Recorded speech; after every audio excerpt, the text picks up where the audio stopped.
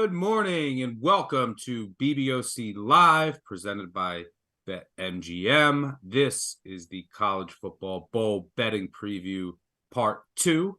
I'm Stuckey, and joining me, as always, are my BBOC fellow co-hosts, Collin Wilson, and of course, the one and only Mr. Brett McMurphy. We have a lot to get to today. We'll cover bowls through December 26th. We'll each give two best bets, and we will talk two of the primetime bowls over that time span. We'll cover the Boca Raton Bowl tonight and also the Las Vegas Bowl on Saturday night. Before we get started, I do want to remind everyone to make sure you download the award-winning Action Network app. You can find all of our bets there, in addition to an abundance of data and content for today's slate and beyond. Also, as I mentioned previously, BBOC is presented by BetMGM. Use bonus code ACTION when signing up to get up to $1,500 paid back in bonus bets if your first bet loses. For new users in Arizona, Colorado, Illinois, Indiana, Iowa, Kentucky, Louisiana, Maryland, Massachusetts, Michigan, New Jersey, Ohio, Pennsylvania, Tennessee, Virginia, West Virginia, Wyoming. Terms and conditions apply. Must be 21 plus.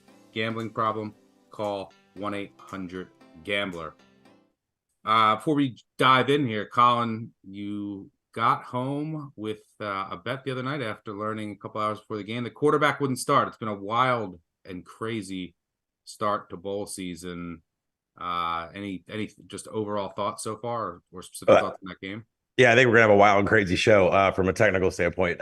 No, I mean, the psychology of a gambler is very interesting. You get news, you think you have it that Frank Harris is going to be out. So if you're sitting around with UTSA minus 9.5, minus 11, minus 13, you think I got to get out of this. But then the number misses and you don't want to double up.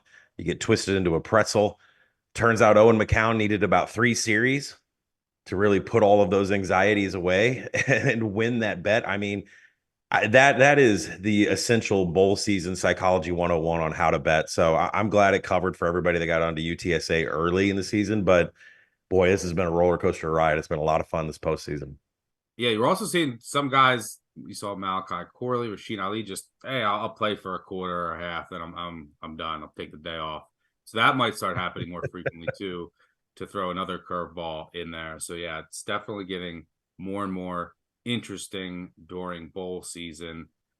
All right, before we dive in here, I should say Owen McCown versus Cole Pennington. Man, I mean, make me feel older. But before we dive into our first best bet, let's take a quick look at the leaderboard. Brett, this just looks like a lost season for you, huh? When your best bet is leading 28-0 and you're -3 and you lose outright, yeah, it's not going good.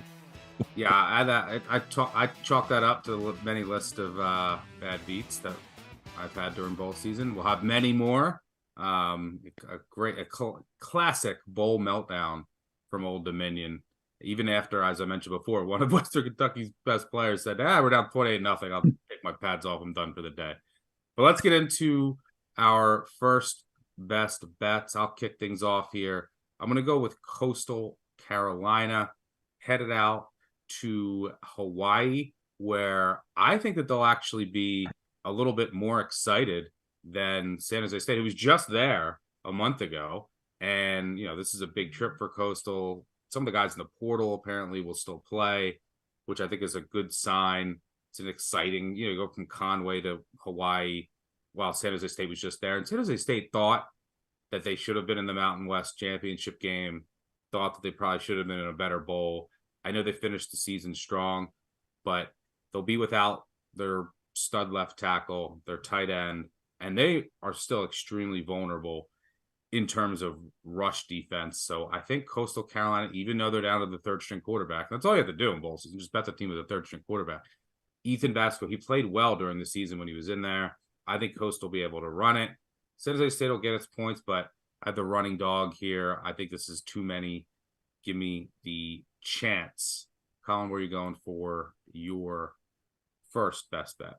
Let's go Friday night. There's going to be a lot of points in the Gasparilla Bowl between Central Florida and Georgia Tech. I'm going to say the first half over 33.5. Both of these teams have elite ground rushing attacks with quarterbacks that run zone read option. Haynes King for Georgia Tech, and you're looking at John Reese Plumlee for UCF. Both of those teams have bottom 10 rush defenses. This should be a ground explosive bonanza. UCF cannot defend outside zone and counter, which is what Georgia Tech runs. Georgia Tech cannot defend inside zone, which is all Central Florida runs. So the portal opt-outs are a really big problem here. Keep your eyes on Corey Thornton, 12 passes defense. He's gone. Kyle Kennard for Georgia Tech, the edge, 21 pressures. He was double than anybody else on the team. No defense here. Lots of ground explosives. Let's go over first half. All right. Good stuff there. Hoping for early points. Brett, if there is, look, there's just as valuable as someone who can give winners as someone who can give a good fade. So sometimes, that can be just as valuable to bettors. What do you got here for your first best bet? So you're comparing me to Darren Ravel. May he rest in peace. Thanks, buddy. We need a new Ravel, so maybe you can. Okay, fade away. I'm taking Air Force plus the points against James Madison. James Madison coach Kurt Cignetti off to Indiana. And so is basically most of the Duke's coaching staff. They only have 4 coaches remaining. They actually had to hire temporary coaches or get them certified to coach in this bowl game. And now they've got to prepare for an option attack, the Air Force option attack. You've got a service academy as an underdog in a bowl game. That's among Stuckey's 10 commandments on playing bowl games. And you look at Air Force, their last 3 bowl games, they were either a small favorite or an underdog against Power 5 teams. Covered all of those. Now they get a FBS newbie. Air Force was in this game last year, but I talked to some folks out at Air Force during the season when I was doing my bowl projection. This was actually, if they didn't win the Mountain West, this was their preferred destination. The Air Armed Forces Bowl, they really love that. They take care of Air Force. And how can you not pick a service academy playing in the Armed Forces Bowl? That is anti-American, and I'm not going to stand for that. So the fade stops here. Go Falcons. I agree with you. So yeah, this isn't very Ravel of you. Service Academy in a bowl. James Madison, apparently most of the guys are going to play that are in the portal. Some won't. We'll find out. There's also questions about the Air Force quarterback situation. Maybe some of the guys for James Madison play part of the game and then decide they've had enough. I don't know. That's part of the fun of bowl season. But I agree. Yeah, Service Academy in a bowl. It's just one of those things where it's tough to prepare for if you're not fully all in. And historically, if you go back 45 seasons in bowls, Service Academies have hit at a 70% clip against the spread. Part of that is motivation it's such an important factor in bowl season. And that Service Academies are almost always going to show up and be fully focused. So I actually agree with you there. All right, let's get to our first marquee matchup of the weekend. As I said before, we're going to cover bowls through December 26th. We will have a part 3 episode next week and then a part 4 to go through the rest of bowl season. But let's go to tonight and we'll head down to Boca between USF and Syracuse. I think Syracuse is out to Con, do you have an updated line here? 3 across the board, a couple 3.5. 3 across the board here. I'm going to pass. I might look to bet this game live. The biggest question for me is, look, I know USF's going to care from a motivation standpoint. This is a big season for them. Syracuse, a little more, they had a couple more key opt-outs or some coaching turnover. But I do think that they'll ultimately care. I just want to see who's at quarterback for Syracuse. If they go, I actually would prefer if they go with the freshman, right? Their starter is not going to play due to an injury. Their backup's not going to play. So you're down to a third string or a tight end running Wildcat and Dan Villari. So I actually think that going with the freshman and maybe mixing in some Wildcat is the best course of action because USF's defense is stronger against the run. So I don't know what Syracuse's plan of attack is here. So I want to see early what this looks like and then maybe dive in live. Collin, what do you like here? I am going to take Syracuse. Now, I know that I bought Syracuse on open based on Garrett Schrader and LaQuint Allen. When Garrett Schrader announced out, I came back and bought back on USF. I am in on Syracuse for this game, mostly because I watched a whole bunch of film of Dan Villari, a tight end who likes to have both his gloves on, line up in shotgun, run Wildcat this entire game. You can make a case for an under if that's what's going to happen here. But when you look at South Florida, 118th in tackling per PFF, Syracuse runs exclusive inside zone, man, outside zone, and Dan Villari is going to be back there with LaQuint Allen running all Wildcat, and that's going to be a problem for South Florida. They're 41st in defensive rush success rate. They allow way too many explosives on the ground. They allowed a positive explosive number against inside zone. And I think from bowl season, what you should know is the element of surprise seems to score a lot of points this year. And if you're not ready for a tight end that can also throw down the field, just go check on Twitter. Just look at Dan Villari's name. He has passing touchdowns of 30 and 40 yards. So, the element of surprise and a tight end running Wildcat, I'm in on Syracuse. Let's go. Yeah, and he also might hit an explosive, and he might also go 15 of 15 for like 42 yards on the other 15 passes. There were a lot of short passes and a lot of running. Brett, what do you got here? I'm confused because Collin just said that could be an under game, and then he later said an over game. So I'll go with the over part of that analogy. Well, he also liked Syracuse, then South Florida, now Syracuse. So it was an under, now an over. Maybe he's back to an under tonight. So he's all over the place in that game. I'll use that strategy. That way I'll always hit 50%. I'm going to go over 56 in this game. Some of the stuff Collin brought up about USF's challenges tackling the other team. Look, USF's defense has allowed 50 points in 4 games this year. And in USF games, because of their high-speed offense, second fastest offense in the country, 20.7 seconds per play, they've gone over this number in 9 of 11 games. Throw out the Bama game. So basically they're going to hit this number. And, Syracuse not having a quarterback, I'm really not concerned with that, because you look at Syracuse's defense, they've allowed more than 30 in 5 of the last 7 games. And there's no way USF is going to slow down. They're not going to play ball control or anything like that. And I just think that both defenses are too leaky. The pace will pick up. And ultimately, somehow, some way, we get over 56 in beautiful Boca Raton. Yeah, USF certainly, when they have the ball, the pace would favor an over. They do like to go fast. All right, let's move on to our second marquee bowl matchup. Let's go to Saturday night, the Las Vegas Bowl between Northwestern and Utah. I think Utah's down to 6.5 point favorite here. Total, pretty low for a bowl, 41 and a half.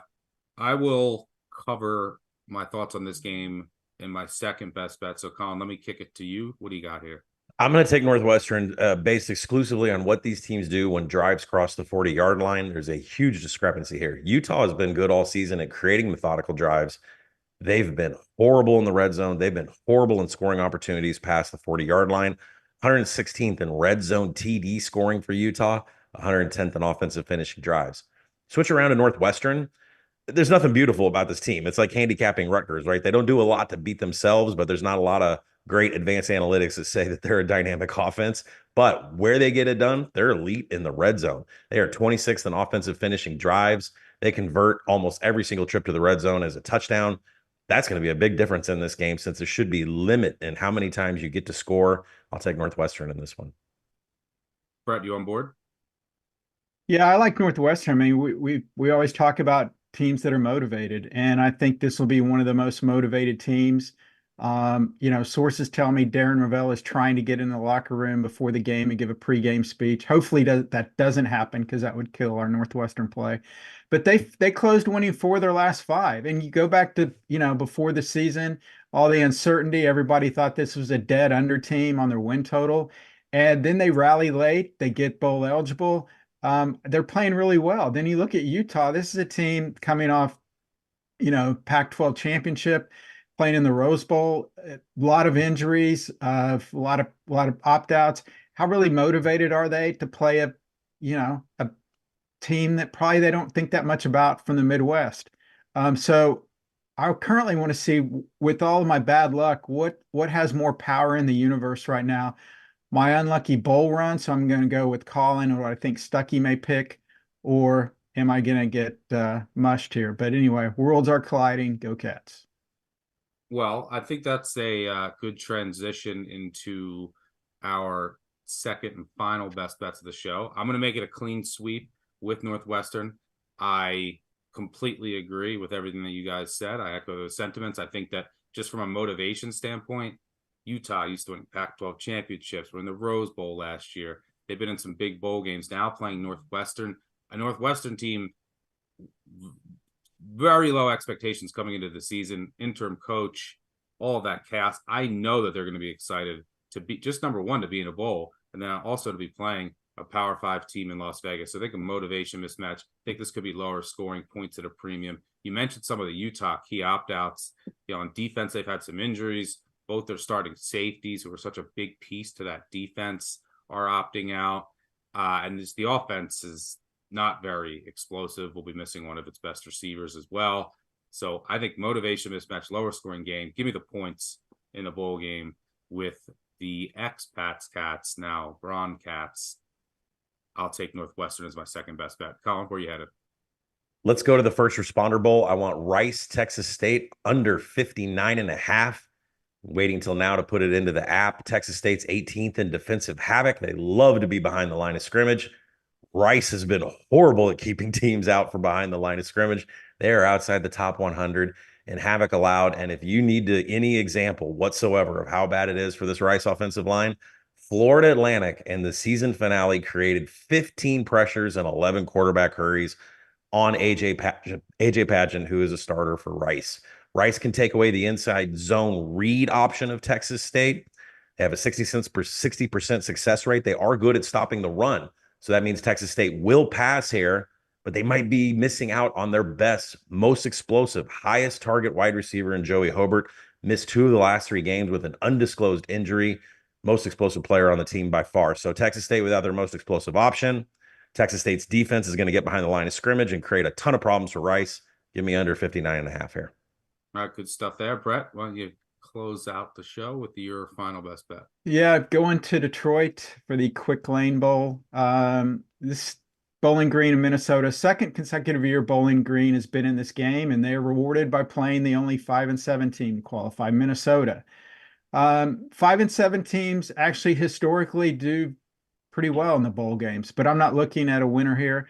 I'm looking at the total. So what am I looking at? Well, we've got the 7th slowest paced offense playing the 11th slowest paced offense. So of course, yes, that's right. I'm going with the over. A contrarian play here for bowl season so far. Quarterbacks opting out, teams blowing 28-0 leads. What's up is down. What's down is up. Doesn't make sense. Hold my nose. Give me over 39 in beautiful downtown Detroit. I will say totals under 45 in bowl season historically. If you go back, have hit at about a 67% clip. So, it's bowl season. At the end of the day, these are exhibitions. Teams play a little looser, right? You might go for it more on 4th downs. You might have some more trick plays, which lends itself to potentially getting over these low totals, despite both teams profiling as pure under teams. So what's up is down, and hopefully for you, with these 2 under teams, that equals and over. Good luck in the Quick Lane Bowl. But thanks for finishing us up, Brett. Thanks to you and Collin for joining me. Thanks to our producers on the back end. Thanks, most importantly, to all of you for tuning in. Do want to give you one final reminder that BBOC is presented by BetMGM. Use bonus code ACTION when signing up to get up to $1,500 paid back in bonus bets if your first bet loses. For new users in Arizona, Colorado, Illinois, Indiana, Iowa, Kentucky, Louisiana, Maryland, Massachusetts, Michigan, New Jersey, Ohio, Pennsylvania, Tennessee, Virginia, West Virginia, Wyoming. Terms and conditions apply. Must be 21 plus. Gambling problem? Call 1-800-GAMBLER. Also, one final reminder, make sure you download the award-winning Action Network app. You can find all of our bets there in addition to an abundance of data and content for today's slate and beyond. BBOC, Big Bets on Campus, wherever you listen to podcasts. We will have plenty more bowl previews to come. Already have a bunch out there, so make sure you go check those out for in-depth previews on every episode. Merry Christmas to everybody out there. Happy holidays. We'll be back next week for bowl betting preview part 3. Good luck on all of your wagers, and we will see you next week. Cheers.